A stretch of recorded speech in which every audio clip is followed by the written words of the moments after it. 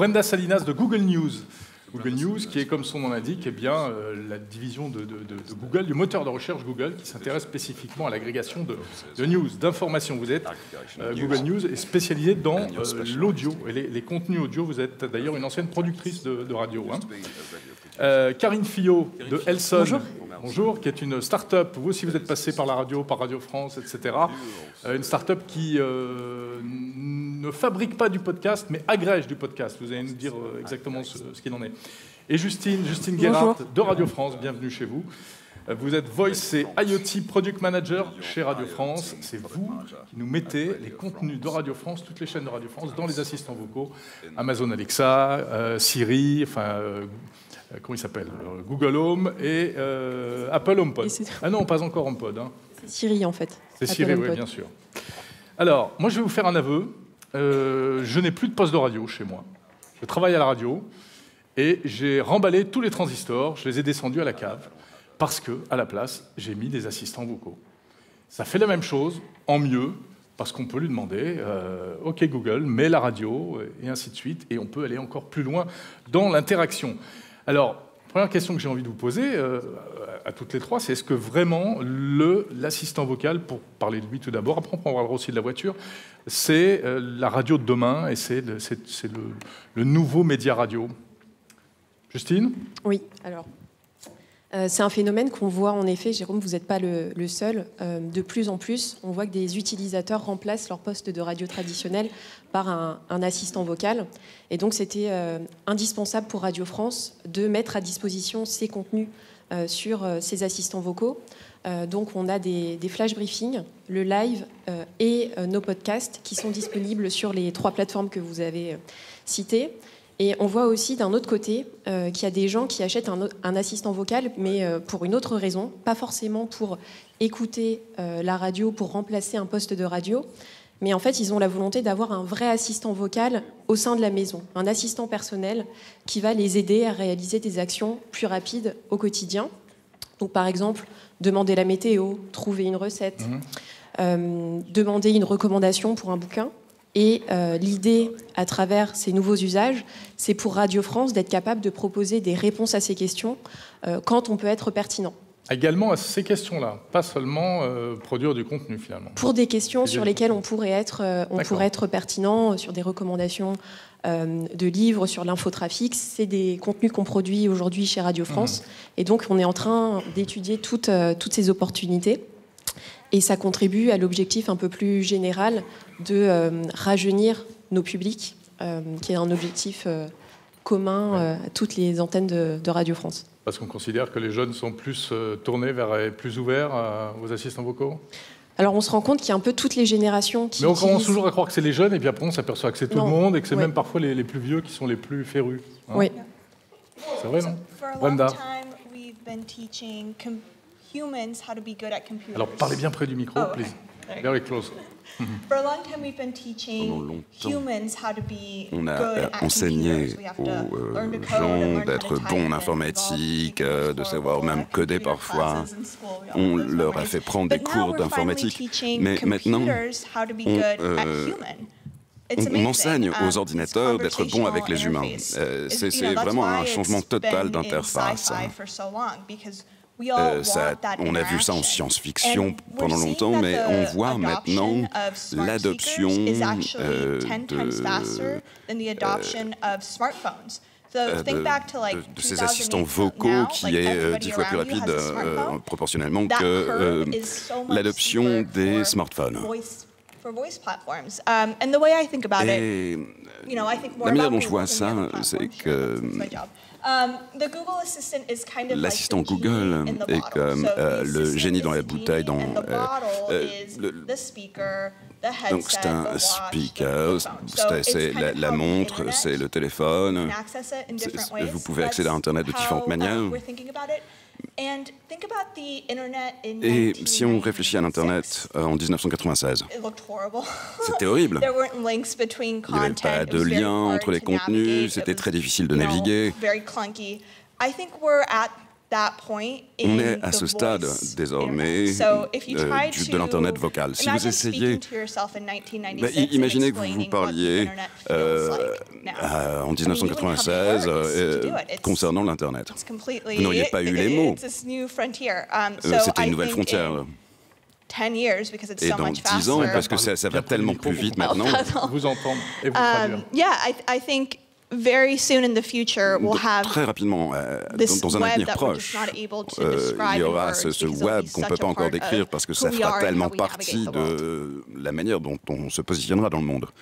Puisqu'on est dans le fonctionnement de l'assistant vocal, et vous êtes chez Google, merci d'être venu. Ce n'est pas le cas de tout le monde. Voilà, vous êtes là. Expliquez-nous un petit peu, effectivement, comment fonctionne ce système. On dit parfois assistant intelligent. On ne va pas se mentir, ils ne sont pas du tout intelligents. Non, non. Hein? Pas encore. Pas encore. But every week they are getting a little bit Mais better. moi, toutes les semaines, ils s'améliorent un peu. Experiment with smart speakers Voilà, lorsqu'on voit les enfants parler à ces assistants vocaux, ils veulent leur parler avant même de savoir ce qu'ils ont envie de faire avec eux. Moi, je suis jamais sûr que l'assistant va avoir la réponse à ma question. Et j'ai un petit peu cette même envie d'expérimentation que les enfants. Mais ces choses s'améliorent, deviennent de plus en plus intelligents. C'est comme ça que fonctionne le machine learning. De les alimenter, vous êtes obligé véritablement de construire, de vous mettre à la place de l'utilisateur, en fait, parce que l'assistant lui-même ne pourra pas comprendre. C'est vous qui devez prévoir tous les scénarios à l'avance. Well, I think also right now discovery is very broken. Like I'll go back to my magic metaphor. Right now, je peux en revenir à ma métaphore magique. Aujourd'hui, vous devez connaître tout so there is a part of user education that needs to happen, but I hope it's not the education of like our old computer classrooms. Donc il s'agit d'éduquer les utilisateurs pas en classe, mais il s'agit d'expérimentation, de jeux. Et voilà, plus vous les utilisez, plus ils s'améliorent. Spécifiquement, on a l'impression que par rapport à l'anglais, la version française de Google Home, mais également des autres, est un peu en retard. Comment ça se fait? C'est plus compliqué en français? Ou c'est juste que vous n'avez pas mis les moyens C'est pas plus compliqué en français. C'est que ces sociétés de technologie sont fondées aux États-Unis, sont basées dans la Silicon Valley. Et voilà, d'abord, ils lancent le produit aux États-Unis et ensuite, ils le lancent dans les autres pays. Et l'étape suivante, c'est le lancer dans des pays européens. Donc, forcément, c'est un petit peu en retrait. Je pense, en tant que productrice de radio, c'est presque un avantage, parce que lorsque vous êtes dans un pays qui n'est pas celui qui lance en premier, vous pouvez apprendre de ce qui s'est passé dans le pays d'origine pour être davantage prêt au moment du lancement. Merci. Alors, parlons un petit peu des contenus, de ces contenus qu'on peut mettre dans les assistants vocaux, ou plutôt côté public qu'on peut écouter. Karine, vous avez fait le pari d'aller piocher dans cet incroyable réservoir aujourd'hui du podcast. Expliquez-nous un petit peu ce que c'est que Elson. Alors Elson, c'est une plateforme d'écoute et de recommandation de contenu audio, donc qui viennent principalement de la radio, de la réécoute, du replay, mais aussi des podcasts natifs qui émergent pas mal depuis quelques mois et même quelques années en réalité. Donc, ce qu'on appelle podcast natif, ce sont des programmes qui ne sont pas produits par des radios et diffusés qui n'ont pas été directement diffusés sur la radio FM. C'est pas un repiquage de la radio. Voilà, exactement. Donc c'est porté par des gens qui font des podcasts chez eux parfois, des réseaux de podcasts aussi, des indépendants, et qui font le pari que aujourd'hui, justement, peut-être que les assistants vocaux sont une opportunité nouvelle en fait de diffusion. Nous, on réfléchit en termes de parcours d'écoute. On n'est pas uniquement focalisé justement sur l'interface vocale. On sait que c'est un outil complémentaire qui va venir dans un moment de la journée, comme dans la voiture. Du coup, on essaie aujourd'hui de créer des expériences transverses. Alors aussi bien sur les contenus justement, c'est-à-dire que par exemple, on va avoir une proposition qui va être différente des applications de Radio France. Nous, on va aller essayer donc par le biais d'une part de la curation humaine, mais aussi par de la techno, de proposer des expériences de découverte des contenus. Dans une playlist, on peut passer d'un contenu de France Culture, un contenu de Radio Nova, d'un podcasteur indépendant, d'un réseau de podcasts comme Binge. Donc vous repérez ce qui est intéressant et vous en faites voilà, on rééditorialise ça. On le fait pour 2 raisons. D'abord pour essayer du coup d'amener plus de découvertes, parce que si un auditeur voulait faire la même chose aujourd'hui sur une interface vocale, il faudrait qu'il lance 5 skills différentes, d'éditeurs différents, qui naviguent à l'intérieur pour trouver des choses. Donc en fait, nous, on se situe en amont en essayant déjà de regarder qu'est-ce qui est cohérent dans les éditeurs, dans les producteurs de contenu, et qu'est-ce qui va être aussi intéressant en termes d'expérience peut-être que le matin, ça va être effectivement son assistant vocal, peut-être que dans le métro, ça va être son smartphone avec une application, peut-être qu'au bureau, ce sera une interface, un ordinateur, peut-être que pour certains publics, cet usage-là, il n'existe pas, celui du smartphone. En fait, nous, on a une approche aujourd'hui pour essayer justement de sortir le podcast de son mode de distribution et de diffusion qui est principalement l'application mobile. Parce que tout le monde ne rentre pas dedans, c'est comme pour les assistants vocaux, tout le monde n'y est pas encore, pour essayer du coup de trouver du rebond dans cette expérience. Ouais. Donc on est focalisé là-dessus, et pour nous en fait le média radio reste le média radio, et l'assistant vocal est un support complémentaire qu'il faut comprendre dans ce process en fait d'interaction homme-machine, et donc dans lequel en fait il faut que l'auditeur aussi prenne la peine justement, et surtout aujourd'hui beaucoup plus que demain quand ça sera plus intelligent, plus voilà. Donc on est dans cette idée d'essayer de créer des expériences un peu transverses dans les contenus. Oui, c'est la mode Netflix, hein, c'est un contenu accessible partout finalement. Justine, alors évidemment, vous l'avez dit, Radio France envoie notamment des podcasts sur les assistants vocaux. Ça donne quoi? Les gens écoutent ou pas? Alors pour l'instant, c'est juste pour se faire plaisir? Non, pour être 100% transparent, les podcasts, ce n'est pas nos contenus qui sont les plus écoutés. Mais parce qu'en fait, on se rend compte que sur les assistants vocaux, si l'utilisateur connaît déjà le contenu qu'il souhaite, c'est très facile de le demander. Mais dans une logique de découverte, c'est beaucoup plus compliqué parce qu'il faut entrer dans des logiques de recommandation. Donc, comprendre les habitudes des utilisateurs. Et oui, il n'y a pas d'écran. Alors, sauf sur certains, hein, maintenant l'écran commence à arriver. Mais finalement, l'écran est malgré tout une manière d'avoir un retour d'information qui est pratique. Pour naviguer dans un menu, c'est un petit peu la limitation finalement. Et les GAFA s'en sont rendus compte parce que Amazon a déjà lancé le Amazon Echo Spot en France. Ils vont lancer le Amazon Echo Show et on sent de leur part une vraie volonté d'investir sur ce type d'appareil.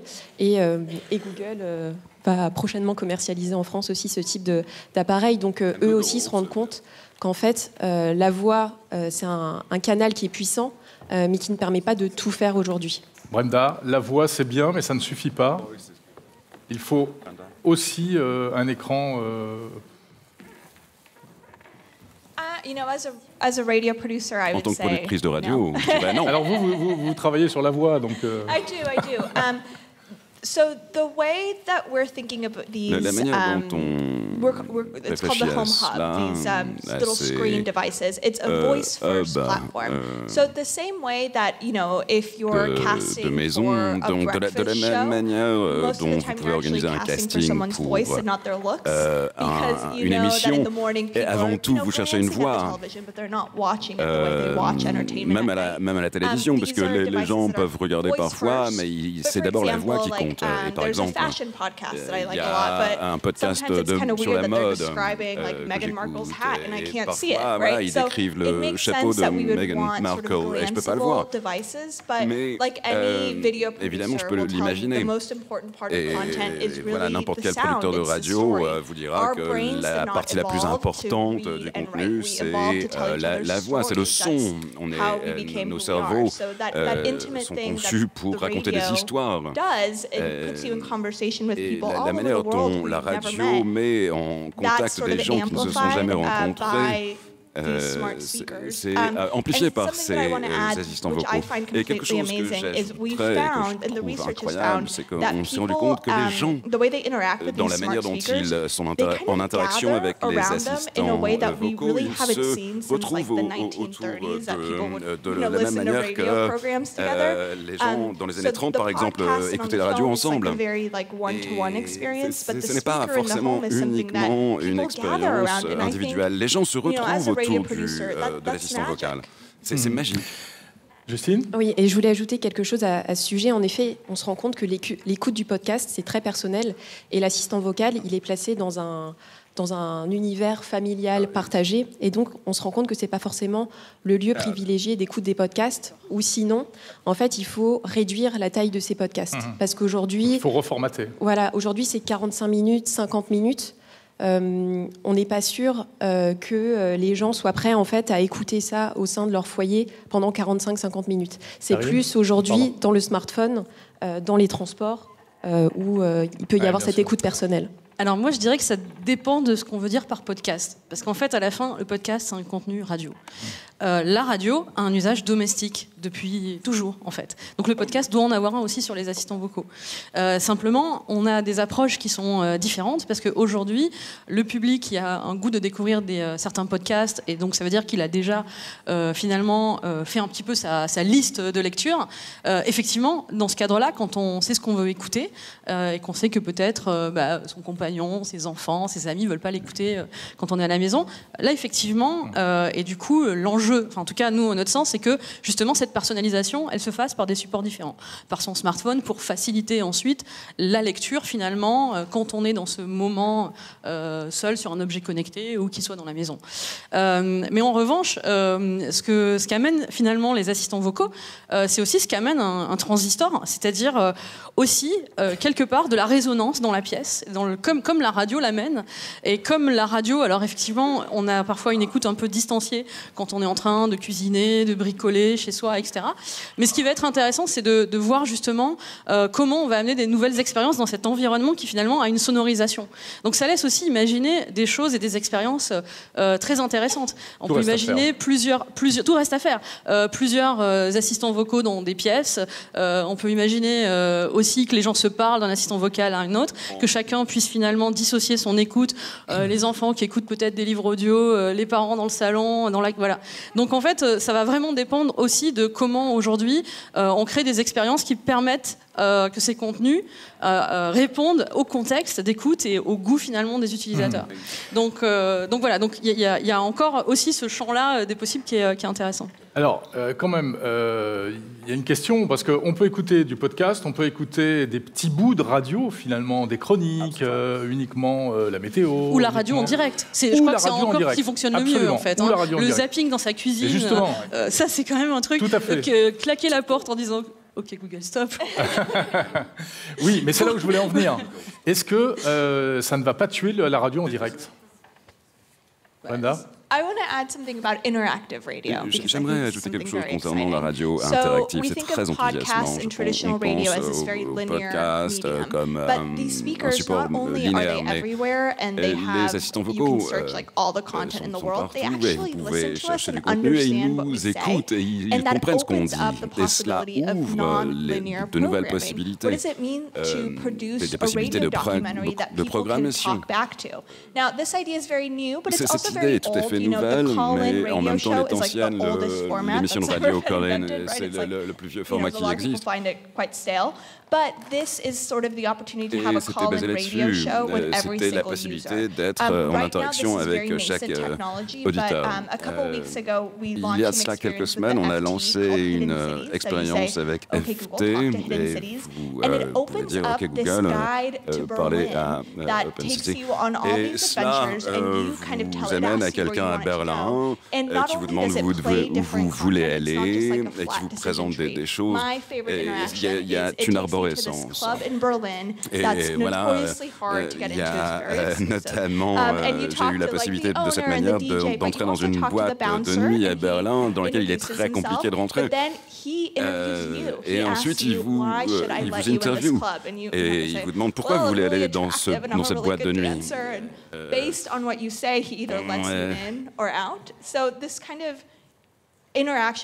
Cette interaction n'est pas statique, c'est vraiment une conversation avec l'utilisateur. Et il s'agit d'utiliser l'expérience collective qui peut devenir individuelle. De possibilités. En fait, c'est une formidable, justement, opportunité pour la radio. Parce que la radio, c'est un art. C'est le 9e art. C'est les gens qui savent... si vous ne le saviez pas, la radio, c'est le 9e art. Et en fait, qui fait la radio ? Des gens qui savent... raconter des histoires, faire des reportages, des choses comme ça. Et donc ils ont ce savoir-faire sur le linéaire. Et en fait, l'enjeu aujourd'hui, c'est de l'imaginer, de le travailler pour le délinéariser justement. Et ça commence dès l'écriture. Ça interroge aussi comment on fait la radio, comment on la fabrique, comment on pense au début un sujet. Au départ, on pense un sujet tout de suite pour la diffusion à la radio. Et d'ailleurs, nous, c'est une des problématiques qu'on rencontre, c'est que l'industrie de la radio, quand elle est focalisée sur la FM, c'est quotidien, une émission. Donc on fait l'émission. Et puis quand elle s'arrête, on passe à l'émission d'après. Alors qu'en fait, dans le monde du délinéarisé, il y a une grande partie du boulot de valorisation qui commence une fois que l'émission elle est disponible en podcast, en réécoute, etc., pour sa valorisation. Du coup, aujourd'hui, dans un monde idéal, les producteurs de radio s'intéresseraient à comment on va faire un sujet. Est-ce qu'il est dédié pour un contexte précis? Est-ce que ce même sujet, ce même contenu, il peut être imaginé et écrit à l'origine pour gagner aussi dans les process de production, pour de l'interaction. Donc ça veut dire en fait travailler sur d'autres formes. On est finalement même presque beaucoup plus proche du web documentaire, de la scénarisation. Ce que font d'ailleurs les ingénieurs de Google avec leurs algorithmes quand ils travaillent justement sur des scénarios, des contextes. Donc il y a un enjeu de se dire ça, de se dire que justement il y a ce son, donc à Radio France il y a beaucoup de travaux sur le son 3D, l'imaginer dans la sphère domestique, donc il y a beaucoup de choses à faire. Et en fait ça commence par où? Ça commence aussi par les gens qui produisent du contenu et qui savent le faire. Exactement. Yeah, at the technology companies, our job is to make what would it be like to have a square space for interactive audio? Like our job is to make the technology easy enough that producers and artists can really go wild and just delight us with their creativity, but then also on the back end, connect it to the users that will really like it. So I think if we focus on making the tech to make the radio producers shine, we're going to enter a golden age of radio. Et voilà, on va entrer dans un âge d'or de la radio. Il y a encore du boulot, hein, parce que parfois, il fait des choses bizarres, l'assistant vocal. Je signale simplement qu'il y a des expériences déjà à Radio France, notamment à France Culture, je crois, un programme qui est dès aujourd'hui produit d'abord pour le délinéariser, donc le podcast, et ensuite diffusé à l'antenne. Alors, ça, c'est l'assistant vocal à la maison. Demain, c'est dans d'autres lieux, Justine, et notamment la voiture. Oui, c'est un lieu d'écoute qui a toujours été privilégié pour Radio France, parce que c'est dans la voiture que les gens écoutent le plus la radio. Et ce qu'on voit... Sous la douche et dans la voiture. Hein. Voilà. Ça fait le bonheur de la radio. Il n'y a pas encore d'assistant vocal dans les douches, mais on voit progressivement que tous les fabricants de voitures intègrent progressivement des assistants vocaux au sein des voitures.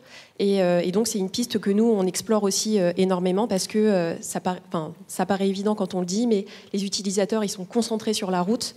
Donc, utiliser la voix pour accéder à du contenu, ça peut être extrêmement intéressant. Oui, mais alors si demain, avec la voiture autonome, on n'a plus besoin de tenir le volant, on n'a plus besoin de conduire soi-même, ça va pas être très bon, ça, pour nous, producteurs de contenu radio. Non, justement, parce que le contenu, oui, pas forcément. Les gens peuvent choisir aujourd'hui de regarder des vidéos sur YouTube, d'écouter la radio, des podcasts, et ils pourront faire la même chose dans une voiture autonome, en réalité. Encore faut-il que justement, les contenus soient là, soient disponibles, et en fait, ça va être aussi dans ces interfaces, parce que les voitures autonomes vont avoir des interfaces où on peut regarder ses films et aussi écouter sa radio.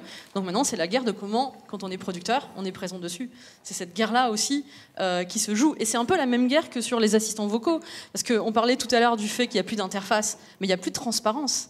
On ne sait pas. Aujourd'hui, quand on cherche quelque chose, un contenu dans Google, on a une première page et 15 pages, et on a le choix d'aller naviguer avec la voix demain. Ça disparaît. Donc du coup, il y a un vrai enjeu d'être présent dessus et d'avoir aussi une marque de confiance, un intermédiaire ou un médiateur de confiance vers ces contenus. Parce que du coup, ça amène cette problématique-là aussi, le fait qu'on embarque demain l'audio dans des interfaces, principalement pilotées par la voix. Très bien. Merci beaucoup, mesdames. Merci.